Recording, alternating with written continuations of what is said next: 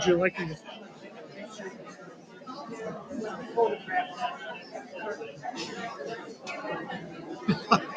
I could go in the back of it and could do a little better job.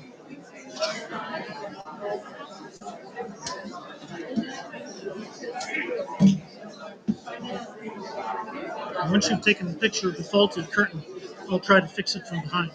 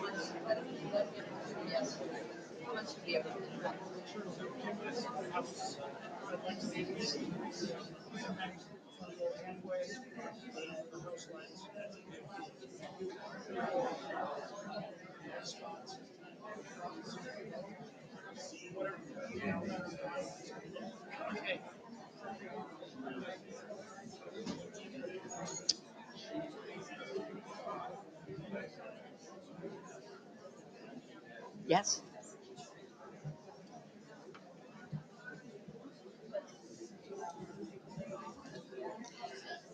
Good evening, Keese School friends.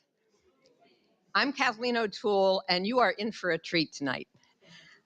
John, my husband, John Ruthroff, and I met Jeff Kaufman about 10 years ago, we figure, on the schooner J&E Riggin off the coast of Maine in Penobscot Bay, where he spent a week regaling us with sea shanties and maritime history stories as we hoisted sails and did all the work on the boat.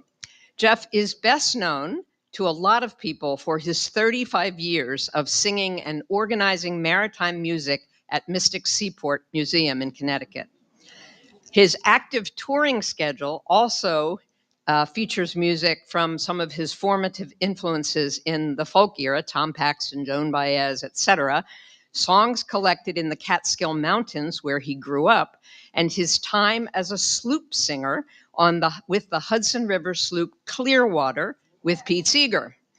Since his retirement from Mystic in June of 2019, Jeff has turned greater attention to music that speaks to issues of social justice, climate crisis, and our need to find common ground.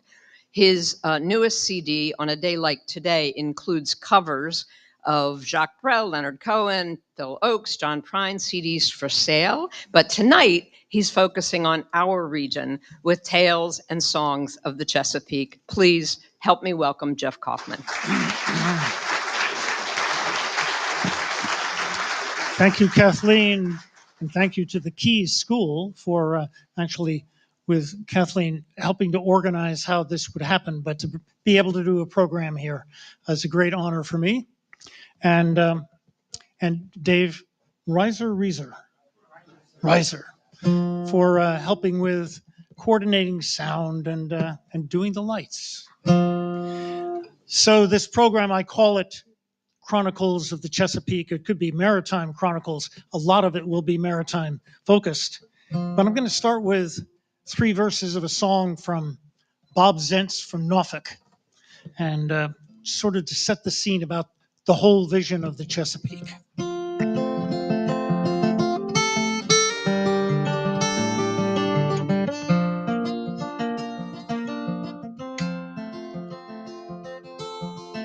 I've seen the sunrise on the ocean, watched the sunset on the bay. I thought of time and tides and people, the past, the future, and today. This old bay has seen a lot of living. This old bay, the stories she could tell. This old bay is finished with a giving. This old bay we used so well. When the glaciers finally melted 18,000 years ago, the rising waters filled the valley where the Susquehanna flows. And when Indians came to live here, in Algonquin tongues did speak, they called this bay Mother of Waters. They called this bay Chesapeake.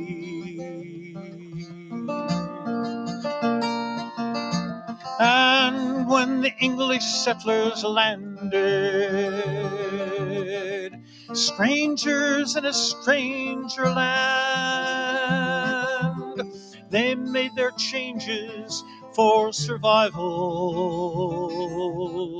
They never tried to understand that this old bay has seen a lot of living. This old bay, the story she could tell. This old bay is finished with a giving. This old bay we use so well.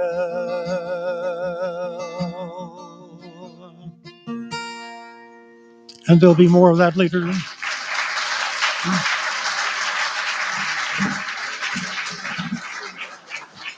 Thank you. All of these instruments are really and I'm only using the guitar at the beginning and the end and one song on the concertina. Most of this is going to be a cappella with some commentary. And I've broken this into sort of themes, kind of target areas of interest. The first being naval maritime history. And I want to go back to the days of piracy when Teach, Blackbeard, was kind of a big figure along this whole coast. But in 1717, King George offered the Acts of Grace, which would allow pirates to come in and surrender themselves and be pardoned for their acts of piracy.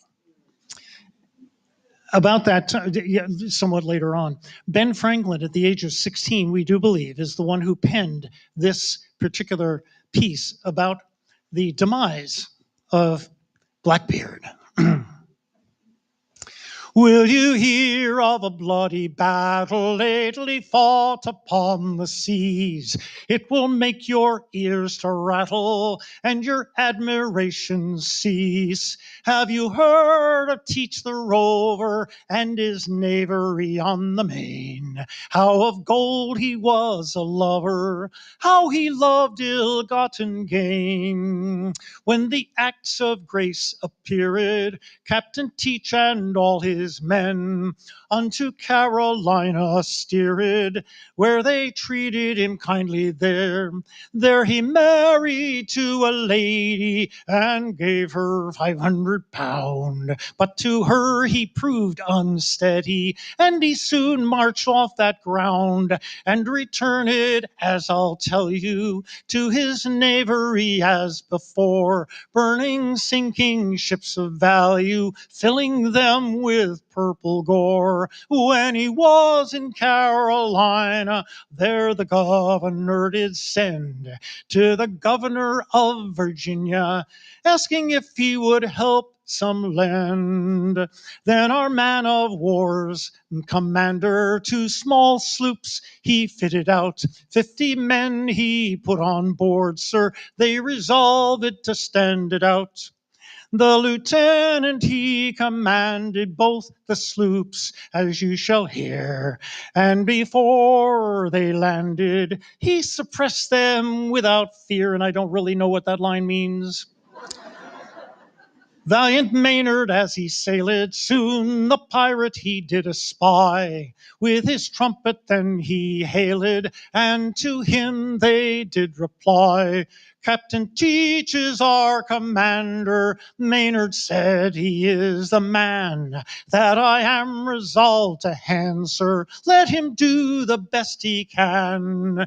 Teach replied unto Maynard, you no quarter here shall see, but be hanged from the main yard, you and all your company. Maynard said, I none desire from such knaves as thee and thine. None I'll give. Teach then replied, my boys, give me a glass of wine. He took the wine and drank damnation unto Maynard and his crew, to himself and generation. Then the glass away he threw. Maynard was resolved to have him, though he'd cannons 9 or 10. Teach a broadside certainly gave him, killing 16 valiant men. Maynard boarded him, and to it they fell, with both sword and pistol too. They had courage and did show it, killing of the pirates' crew.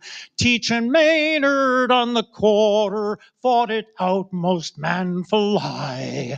Maynard's sword did cut him shorter, losing his head he there did die. When the bloody fight was over, we're informed by letter writ, Teach's head was made a cover for the jackstaff of the ship. Thus they sailed to Virginia, and when they their story told, of they killed the pirates many, they'd applause from young and old.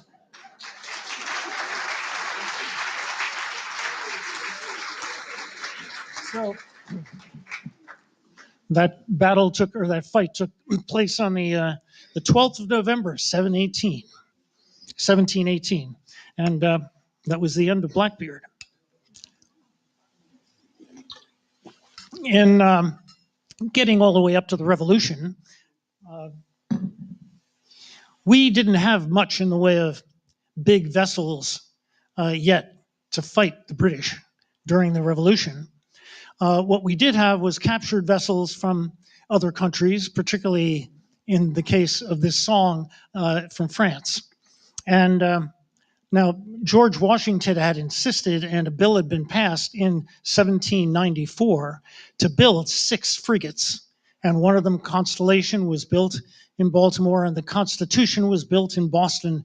And the idea was to spread the wealth of building those vessels. Well, it turns out that at the very beginning of at the Revolution itself, we didn't have those big ships. So a guy came out of Scotland by the name of Paul Jones, and apparently Ben Franklin and others figured out this guy was a good sailor. They pretty quickly made him commander of a vessel, which Ben Franklin called the Bonhomme Richard, after Poor Richard's almanac. And Paul Jones took it across the ocean to pester the English over there. A 40-gun frigate from Baltimore came, her guns mounted 40, the Richard by name, came cruising the channel of old England's land. With a major commander, Paul Jones was the man. Oh, you have a part that you can sing very hard. Hoorah, our country forever, hoorah. Try that. Hoorah, our country forever, hoorah. We had not sailed long before we did spy a large 44 and a 20 close by, both noble vessels laden in store. Our captain pursued for the bold York shore. Hoorah, our country forever, hoorah. At the hour of 12, Pierce, which is actually Pearson, the British captain, comes alongside with a loud speaking trumpet. Whence came you, he cried. Pray give me an answer, I've seen you before. Or this very instant a broadside I'll pour. Hoorah, our country forever, hoorah. Paul Jones exclaimed, my brave boys will not run. Let every brave seaman stand close by his gun. When the broadside was sent by those brave Englishmen, like bold buckskin heroes, we returned it again.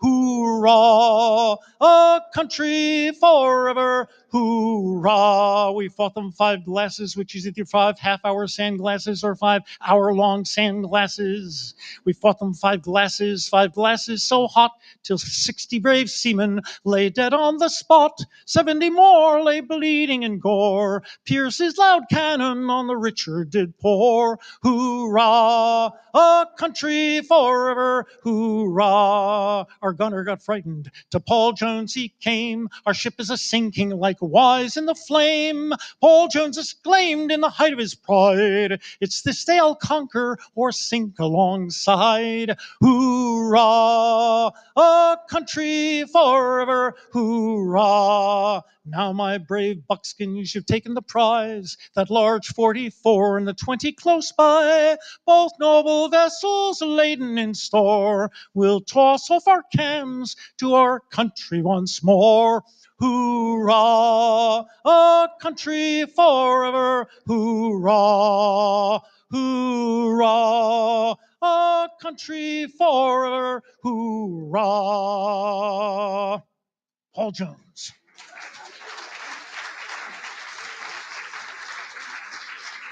That was collected by Anne and Frank Warner from Tink Tillett.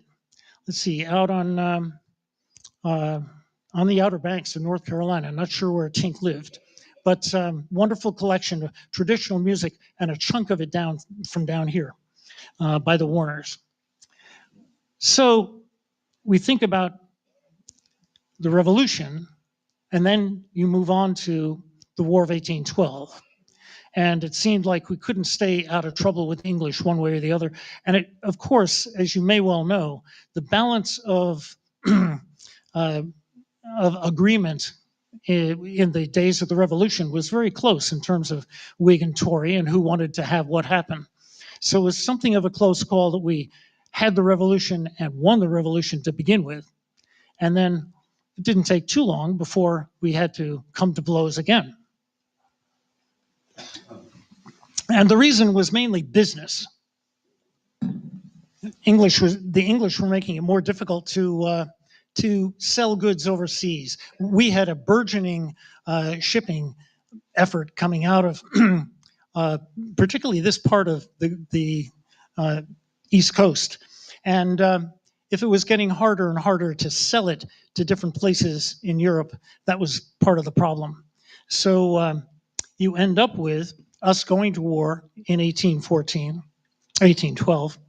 And early on, the USS Constitution had just been refit in Baltimore and was coming up the coast and came around Staten Island, and 5 ships were coming out to meet her. And they were supposed to be American because New York was supposed to be in American hands, but the British had taken it. And so the 5 ships were British. So you're going to hear one verse in this song about the Great Chase. Constitution turned and started to sail away. She was faster than any of these British frigates.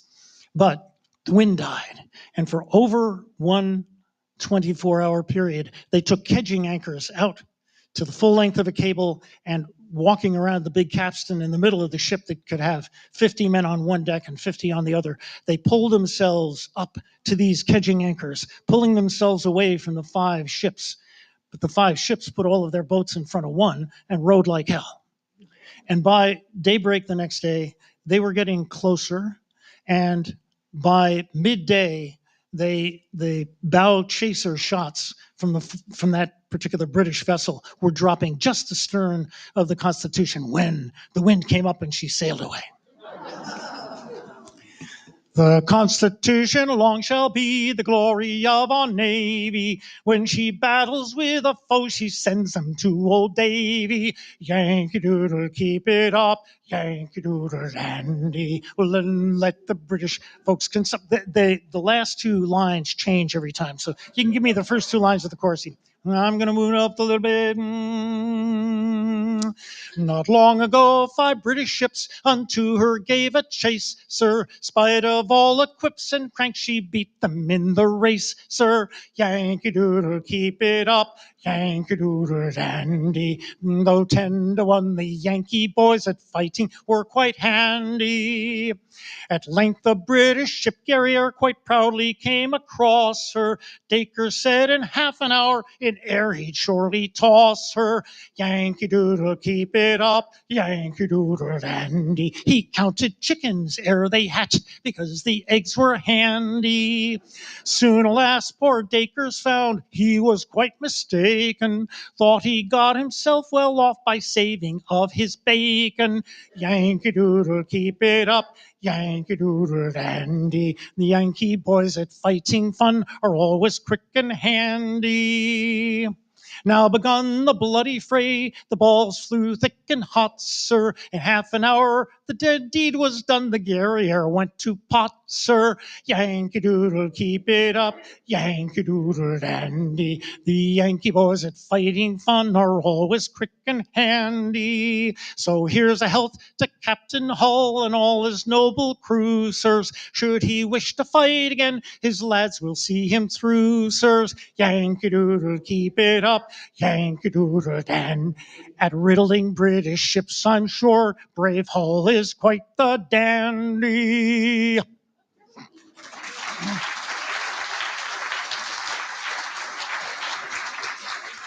And I'll just mention that during the War of 1812, a particular design of vessel that had been developed down here called the Baltimore Clipper, you know, the pride of Baltimore, that kind of design, fast with a couple of square rigs sails on the foremast, meaning she could run before the wind or run basically almost anywhere.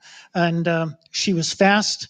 These vessels were fast. And they were the privateers, a bunch of privateers during the War of 1812 were using vessels like that to outmaneuver the British and actually to capture British men of war. It was pretty amazing.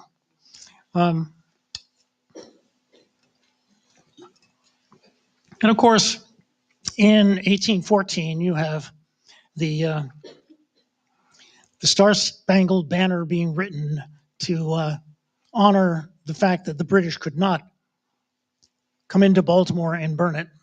And so I'm not going to bother singing the song, but there's another piece of musical literature that's very attached to the history of this region.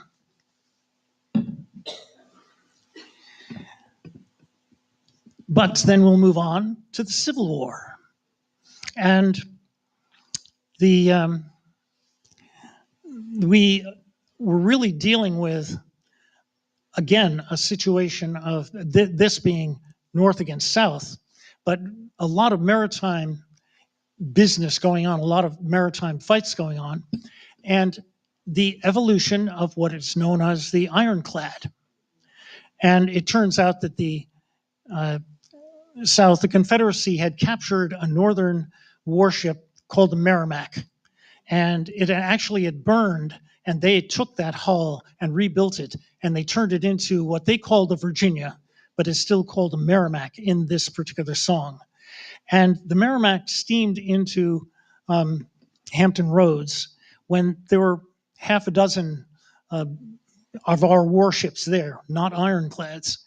And she did the following to the Cumberland, the USS Cumberland.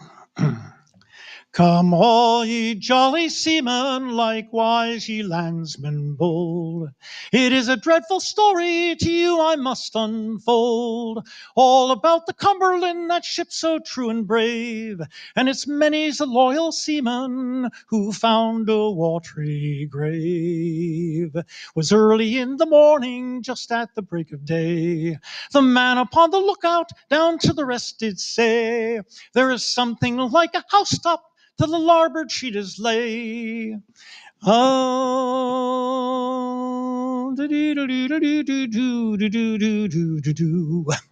our captain took his telescope, he scanned far o'er the blue. Turning round, he says as follows to his brave and loyal crew. That thing you see over yonder, just like a turtle's back, is the cursed rebel steamer they call the Merrimac. Our decks were cleared for action, each gun was pointed true. Still that rebel steamer came steaming o'er the blue. On she kept a-comin' till no distance did us part. And she sent a ball a-hummin' which stilled the beat of many's the heart. In vain we poured our broadsides into her ribs of steel. Still no rent was in her, no damage did she feel. Up stepped the rebel commander and a voice of thunder spoke. Haul down your Yankee colors or I'll sink your Yankee boat. Our captain's eyes did glisten, and his face grew pale with rage. And in a voice of thunder to the rebel commander said, my crew is brave and loyal, by me they will stand. And before I strike my colors, you can sink me and be damned. The rebel then she left us for 100 yards or more, screeching and screaming of her balls, our wooden side she tore. Then she struck us right amidship. The ram went crashing through, and the waters they came pouring in on our brave and loyal crew. Captain turned unto his men, and unto them did say, I'll not leave the Cumberland while she floats on the bay. 'Tis you, my loyal sailors, may seek your lives to save, but I'll go down with my gallant ship to find a watery grave.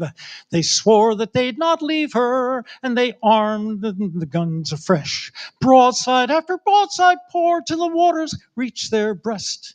Down they went a-sinking down in the briny deep, and the stars and stripes still fluttered at the mainmast's highest peak.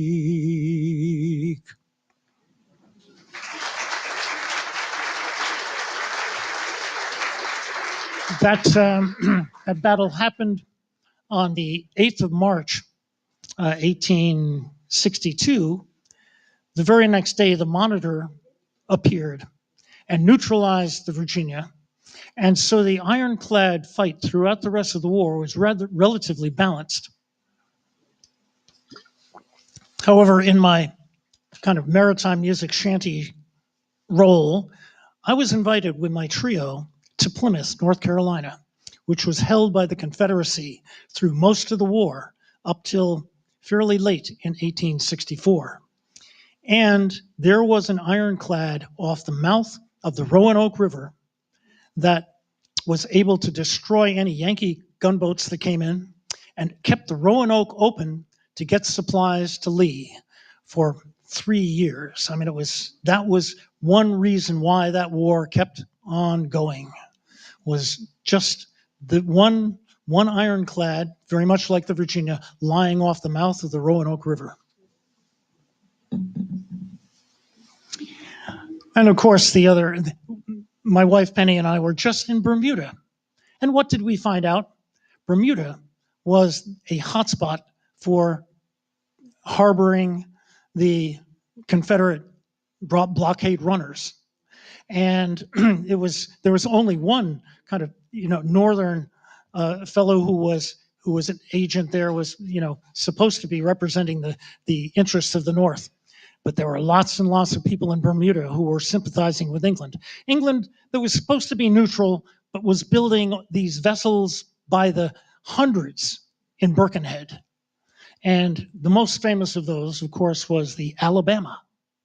You have the CSS Alabama, and you have the CSS Florida, and a couple of other big ones.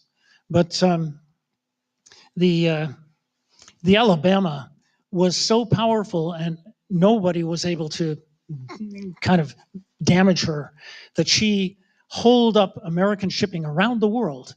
I mean, in places like South Africa, our vessels did not dare to come out for the possibility of being confronted by these southern raiders that could sink them all. So it's a wonderful song, but I don't think I'll have time to sing that. Because I got a lot of other stuff I want to do. There's a wonderful song. Ah, the Alabama's keel was laid.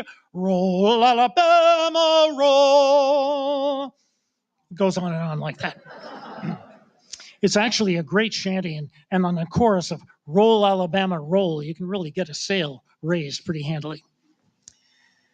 So that's sort of a bunch of naval history. Let's turn to commerce and transport. And Cuba in particular, two antithetical roles that Cuba played. From early on, we know this from our part of the country up along the Connecticut coast and Rhode Island, we were sending goods down to the islands, to Cuba and various islands in the Caribbean, trading for sugar and rum and molasses you could turn into rum. And that was a very active trade from the time of the colonies on. So out of that, we don't have an American song honoring that trade, but the British wrote this. Running down to Cuba for a load of sugar. Away, me boys, to Cuba. Make her run, you lime juice squeeze. That's running down to Cuba. Oh, me boys, to Cuba. Make her run, you lime juice squeeze. That's a running down to Cuba. Got a lot of great verses. This is a sailor song, so what is it going to be about? Two choices. Rum or women. Stick with women. I'll do you one more verse. I got a gal, she's 9 feet tall. Way me boys to Cuba. Sleeps in the kitchen with her feet in the hall. Running down to Cuba. Way me boys to Cuba. Sleeps in the kitchen with her feet in the hall. Running down to Cuba. So,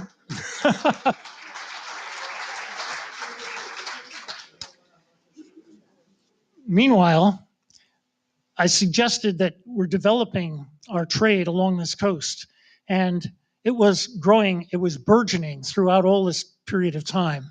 And so that shipping that was coming out of the Chesapeake was being honored in song, particularly by this one, 100 years on the eastern shore, oh yes, oh, 100 years on the eastern shore, 100 years ago, oh, Bully Bill, I knew him well, roll, yes, roll, a bully on sea and a bucko on her shore 200 years ago. Oh, bully ball from Baltimore, oh yes, oh, I knew him well on the eastern shore 100 years ago. And they make up a whole bunch of foolish verses.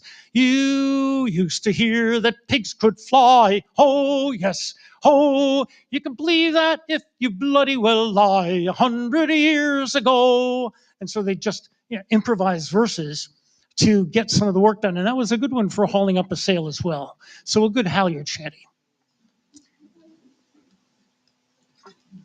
But the other aspect of that, of course, were the slaves that England had already declared slavery illegal, as had France and other countries of Europe in general. But we were still getting slaves from Africa being deposited in Cuba in particular, and then brought to these shores. In 1839, one vessel that was in Cuba at the time had on board, I think, 39 African slaves that had been just sold at market in Cuba. And they were sailing up the Cuban coast to another port when the slaves took over. The vessel was the Amistad. You might have seen the movie. If you've seen the movie, there's this little figure running up the aft rigging of the Morgan. That was me. But anyway, so these Africans took over the ship. Now, they didn't know how to navigate particularly. They've been from, West Africa. So they left the captain and the mate alive, and they told them how to navigate through the night. And during the night, they'd make sure that they navigated in the wrong direction, because they knew enough when the sun came up, that's where they wanted to go. They wanted to go back east, back to Africa. They weren't so they ended up finding their way all the way up the Atlantic to get off of Long Island, where they were impounded by an American naval vessel, and they were brought into New London, Connecticut, and eventually they came to Washington. And the whole case was brought up, and the trial that came out of that freed those Africans. Some of them ended up going back to Africa, some stayed in the States, but it was a pretty amazing story. So that also is a part of this, and we'll get to another piece of that story later. However, I forgot one of my tools, which I'll be right back for.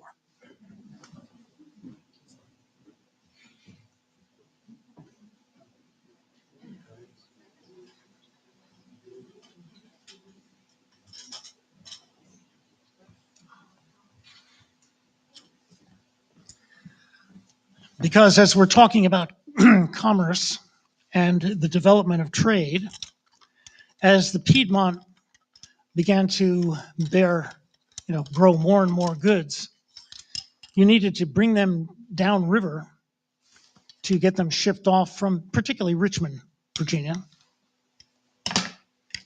And so in 1830, a northern newspaper man came across a black crew, that were bringing one of these boats down. And whether it was above Lynchburg or below, I'm not sure, but the song is all about Lynchburg, Virginia. And we at Mystic Seaport looked around for verses that particularly pertain to the lives of the black men at that time. So here we are, early 1830s, and we're going down to Lynchburg. So your part is going on down, repeat after me, going on down to town, way downtown. I'm going down to Lynchburg town to tote my tobacco down. So they were already growing tobacco and sugar and a little bit of whiskey on this particular road.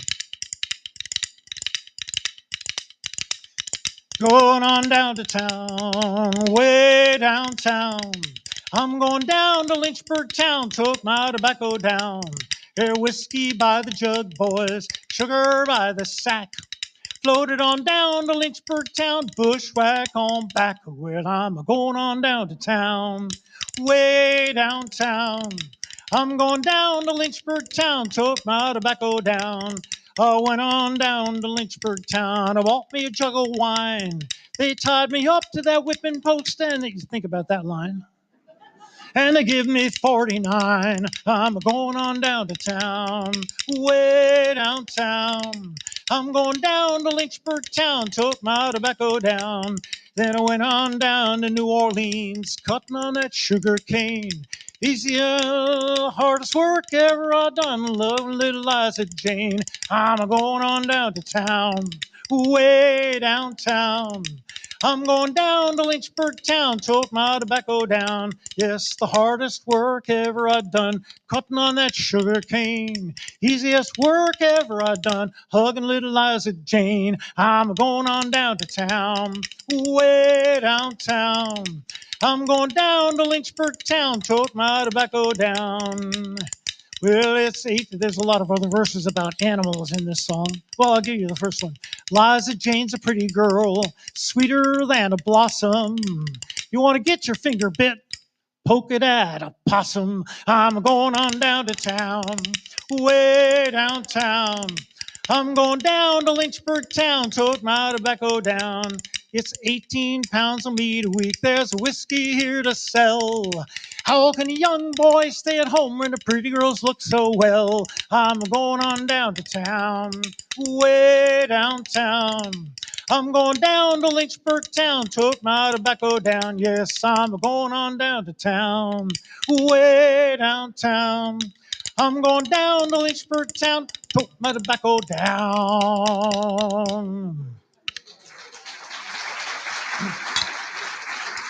So, anybody here not seen these played before? These are bones. These are rib bones from a beef cow. These are shin bone.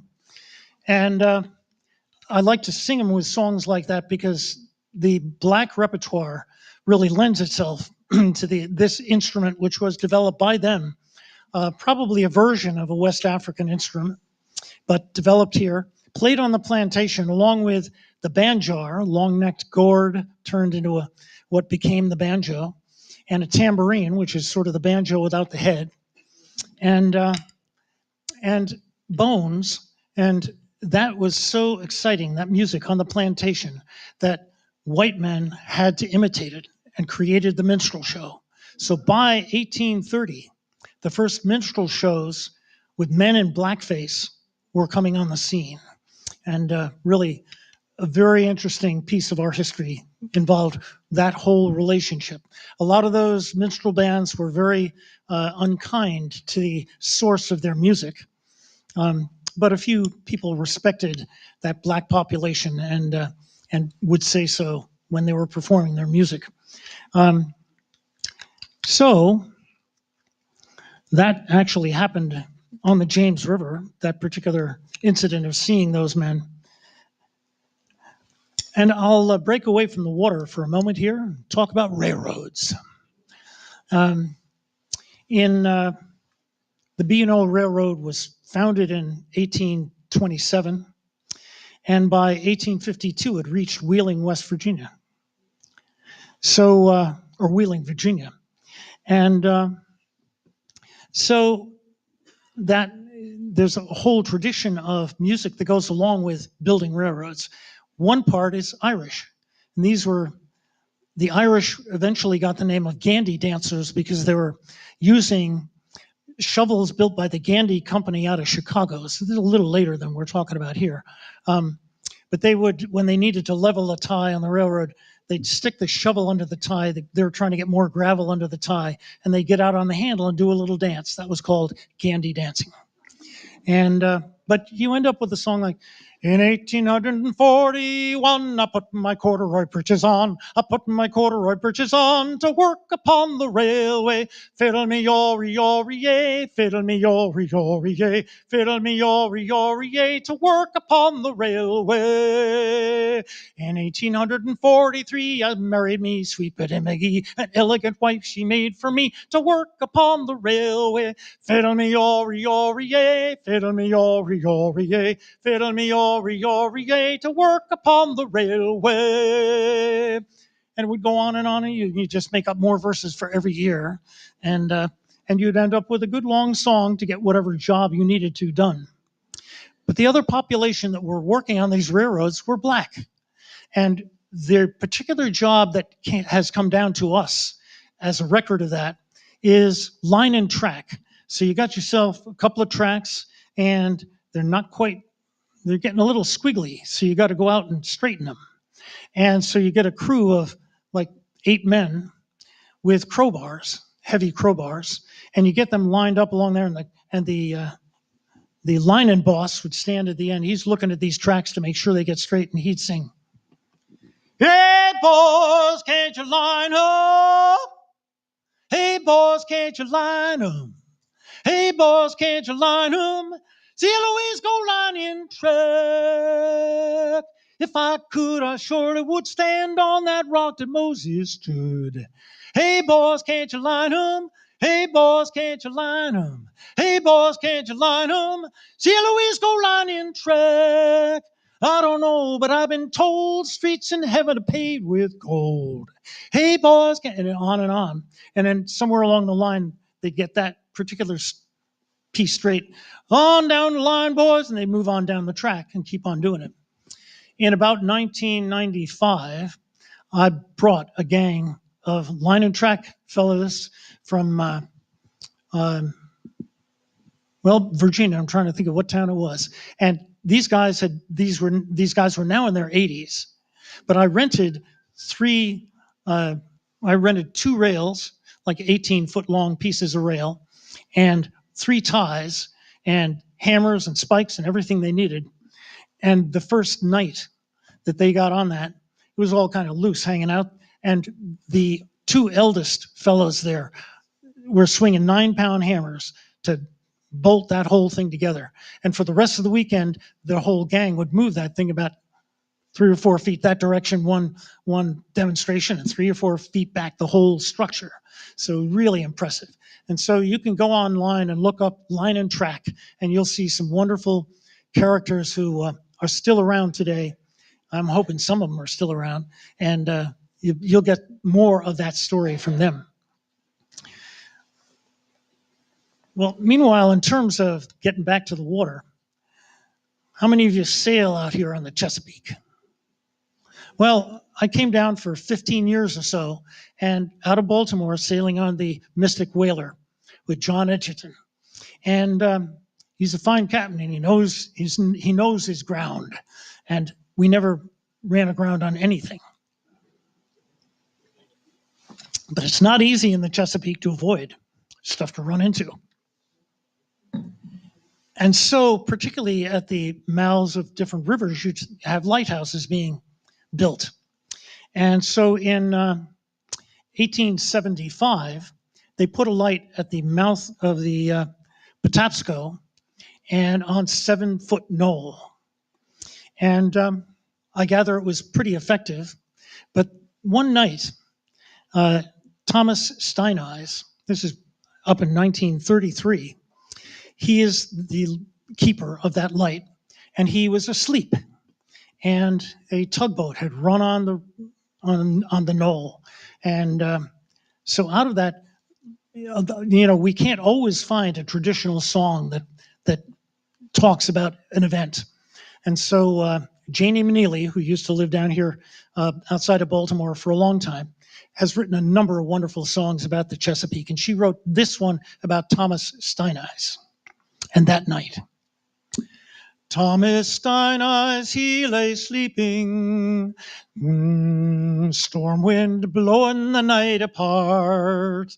I'm going to move this up. Thomas Steineyes, he lay sleeping, storm wind tearing the night apart. Came a hand upon his shoulder, words enough to still his heart. Wake up, the storms are rising, winds do blow and the waves do roll. 5 poor souls are crying heaven, wrecked upon the 7-foot knoll. Thomas Steineyes kept the lighthouse, kept a vigil on the knoll. Warning ships away from danger, far away from 7-foot Knoll. Then one night as he was sleeping, came that spectral hand at last. He looked out and saw a tugboat full awash and sinking fast. Wake up, the storms are rising, winds do blow and the waves do roll. 5 poor souls are crying heaven, wrecked upon the 7-foot Knoll. Thomas Steineyes launched the lifeboat, battled through the raging tide, till he reached those hapless sailors clinging to the tugboat's side. First came one and then another, 5 in all that night he saved, just the doing of his duty, save them from a watery grave.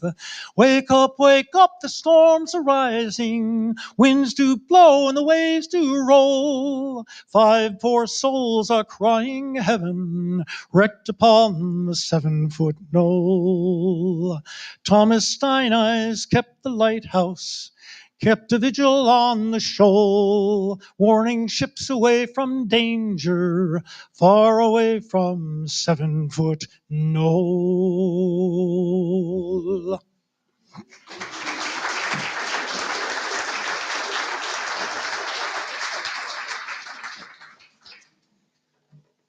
Well, I said that we'd get back to the topic. Whoop, that won't do.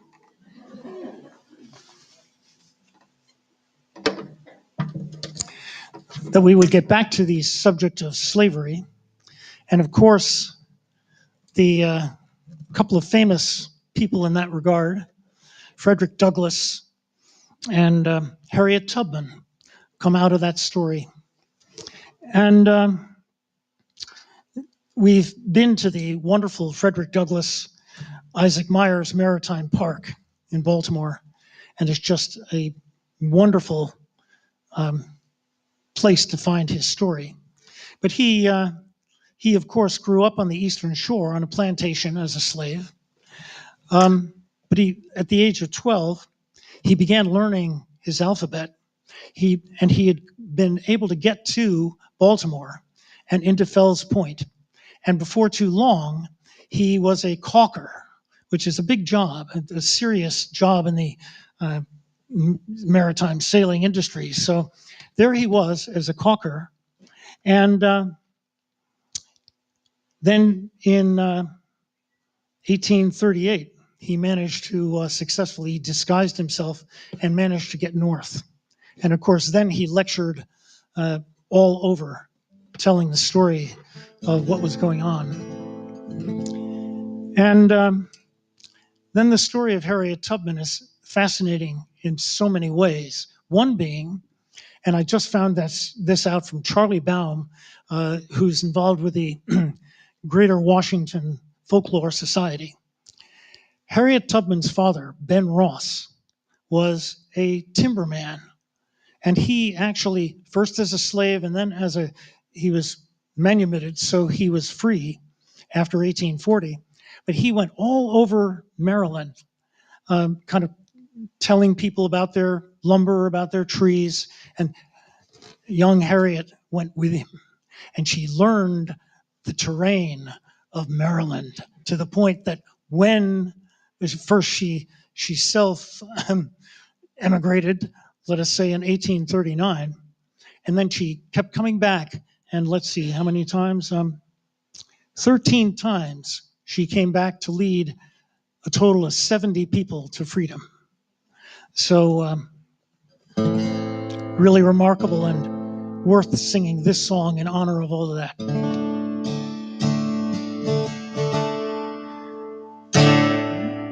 Follow the drinking gourd, follow the drinking gourd, for old man's a-waiting to carry you to freedom.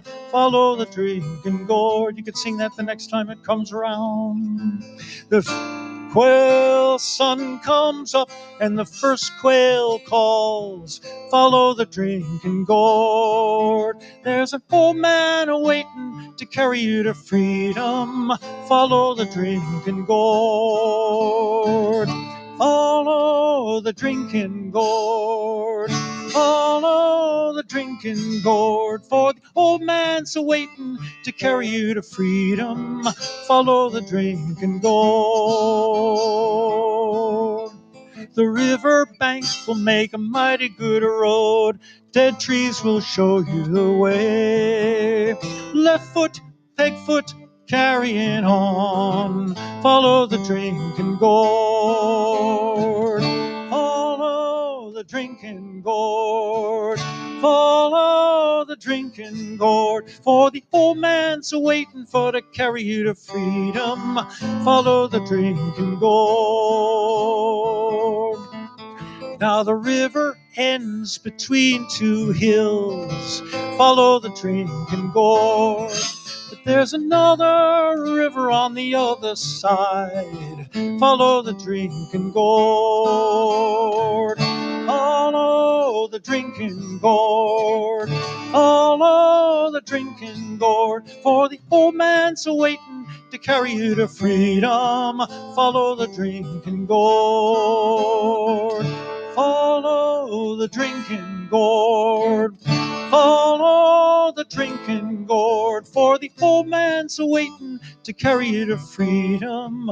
Follow the drinking gourd.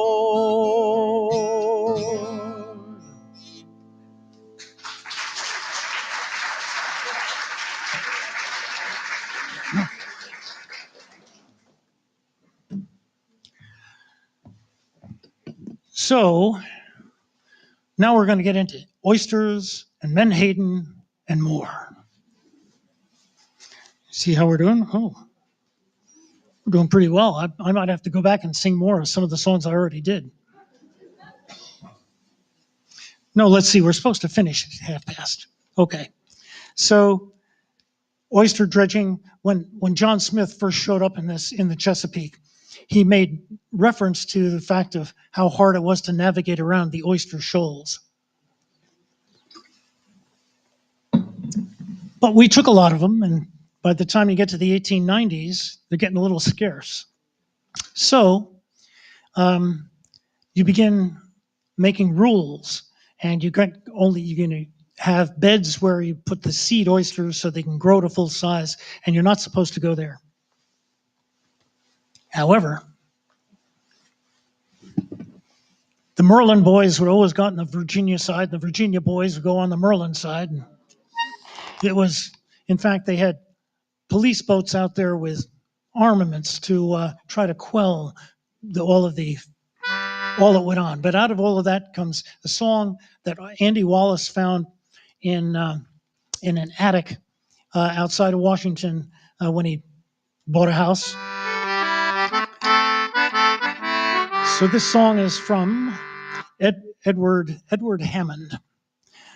Upon the far-off eastern shore, an oyster dredger lay, with the seat worn out of his oilskin pants, his hat had blown away. His clothes was rather sheety, and his chance he knew was skin limb of ever making Baltimore, and the pungy he was in. So lay me in the fore, peep of my face toward Baltimore, praying I never get shanghaied again down on the eastern shore, where they feed you on corn dog and sow belly twice a day. You're counted a lucky dredger if you ever get your pay.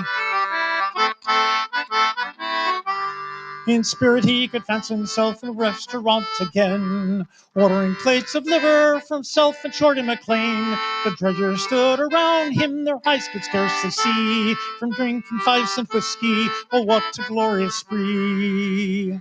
Oh, I love this next line. Best foodways line I know in any song any maritime. Our steward was a colored man, the best cook in the fleet. At making India rubber bread, he never could be beat.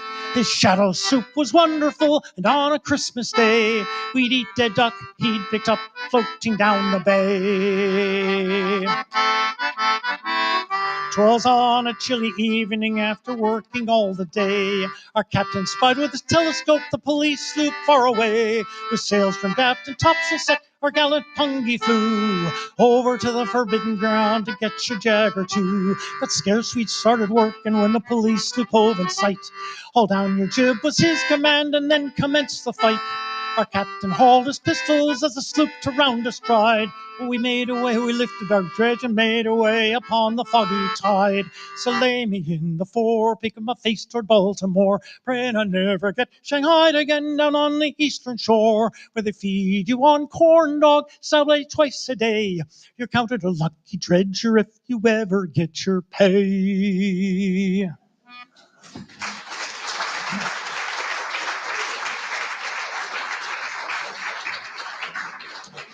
Okay, let me finish up with two more verses of the song I started with. And talking about dredging, of course, dredging did a lot of damage. And there's still work being done to kind of repair, to regrow more oysters. And what the oysters do for the environment is incredibly wonderful. But there's a lot of questions about how we've treated the bay and the effects with egg farms, hog farms, all the stuff that's running into the bay, creating problems. And so we end up with, you have the Chesapeake Bay Foundation doing whatever it can to help out with that. And I would just say that along the way, red knots traveling from the southern tip of South America, going to the Arctic, stop in the Chesapeake to feed. And they're feeding on the eggs of horseshoe crabs. So our harvest of horseshoe crabs is another issue. So out of all of that comes this verse. And we who use the bay must answer, who's to lose and who's to win. And while we're watching where we're going, we must see where we have been. Endangered species and pollution, the waste, the rubble of the dream. And while we're looking where we're going, remember we all live downstream.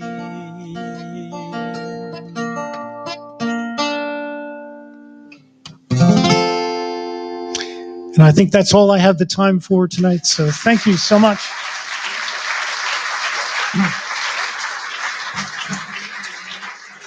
Thank you very much.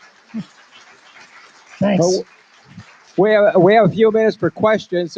Please raise your hand and someone will bring you a mic. Who has a question or a comment? I think you dumbfounded him. Well, I'll come back and do another program sometime.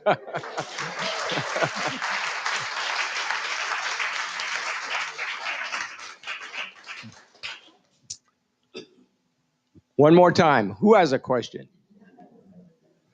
All right. Nancy has a question. It's not a question, it's a comment. My husband's father used to prepare ship models at the Mystic Seaport. Wow. They moved from Hartford to Mystic to retire, and we used to go down there fishing. Mm-hmm. And he was a real seafarer, as my husband was too. So it just brought back memories. Thank you. Yeah, one of the great collections of ship models in the world is there. Another question? Comment? Okay, thank you, Jeff.